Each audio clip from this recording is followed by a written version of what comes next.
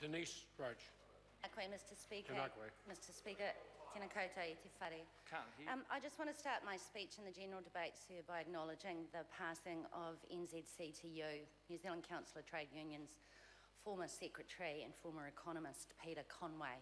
It was his funeral this morning, and I've just come back from there. Peter was a kind, loving and gentle man, and he devoted his life to social justice.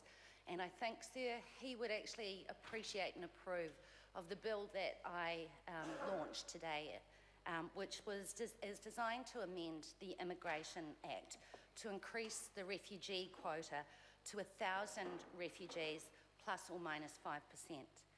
This bill has been lodged, and while I recognise that currently the refugee quota can be raised by regulations, that requires the will of the government, and at this stage that will is missing. A member's bill, sir, is the only means that I have to attempt to compel the government into taking action on refugee quotas. Sir, a former Prime Minister of this country with razor-sharp wit, David Lange, once said that New Zealand was a country of insurmountable opportunity, basically a place many of us have the opportunities to thrive. And interestingly, David Lange was the Prime Minister the last time the refugee quota was raised, and that was in 1987, 28 years ago. And since then, we have only offered that opportunity to thrive to 750 refugees per year, despite the fact that in 28 years, our population has increased by roughly 40%. And basically, over that period, we have nearly halved the number of refugees we take on a per capita basis.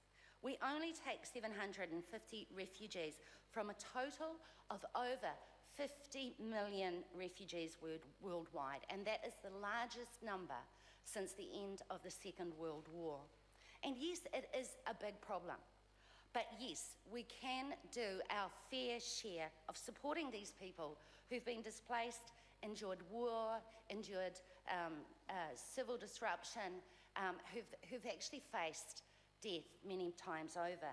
These are the people who are desperately seeking a safe haven, a place to live, not just a refugee camp, which is a place to survive, but a place to live and a place to simply thrive.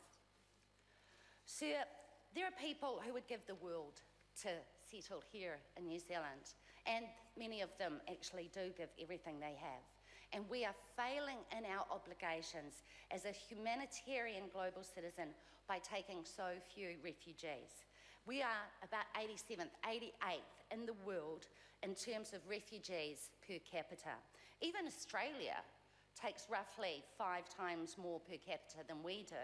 And before we think that this is generous of Australia, and I don't think we should think that it is generous of Australia, given their appalling treatment of asylum seekers in camps in Nauru, and their appalling and inhumane and illegal treatment of people arriving by boat seeking asylum and basically paying off people smugglers. Before we think that Australia is generous with 5 times what we have in the refugee quota, we should look to the Scandinavian countries where they take 20 times more than we do, and that's on a per capita basis, sir. So increasing the quota will cost? Of course it will. Based on the information I received from the Minister's office, it would be about 19.2 million over 3 years. But this is a tiny fraction of the government's budget. And when we think about how much we're spending on a referendum, on a flag, then actually I think we've got our priorities wrong. More and more New Zealanders want us to raise the quota. Our organisations like Amnesty, like the Red Cross, like the Refugee Council want us to double it.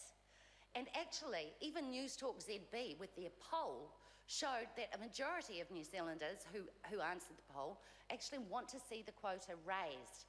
This government is out of touch with ordinary New Zealanders who want to take a compassionate approach to ensuring that refugees can come to New Zealand and we can increase it. It's a life and death situation for most of them, sir, and we have it in our hands to make life better for them. Jackie Dean.